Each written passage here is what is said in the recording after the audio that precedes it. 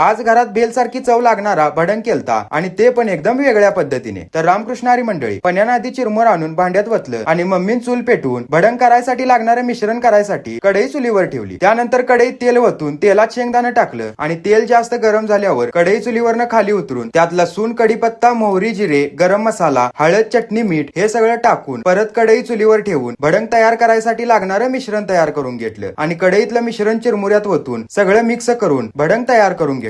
भडंग तर तयार झाला, पण भेलसारखी चव लागायसाठी अजून त्यात पिट्टी साखर मिक्स करायची राहिलेली. त्यासाठी मम्मीन मिक्सरच्या भांड्यात थोडी साखर घेऊन मिक्सरला लावून पिट्टी साखर तयार करून घेतली आणि तयार केलेली पिट्टी साखर हातावर घेऊन भडंगावर टाकून सगळं व्यवस्थित मिक्स करून घेतलं. त्यानंतर प्लेटमध्ये भडंग घेऊन त्यावर बारीक चिरलेला कांदा, कोथिंबीर आणि शेव टाकून पण्यान भडंग खाऊन घेतला. भडंग तर एकदम भारीच झालता आणि पिट्टी साखर मिक्स केल्यामुळे गाड्यावर मिळणाऱ्या सुक्या भेल सारखा लागालता. तुम्ही पण ह्या पद्धतीने घरात भडंग केलाय काय ते कमेंट मध्ये सांगा आणि पुढे येणाऱ्या अशाच चांगल्या व्हिडिओसाठी आत्ताच पेजला फॉलो करा.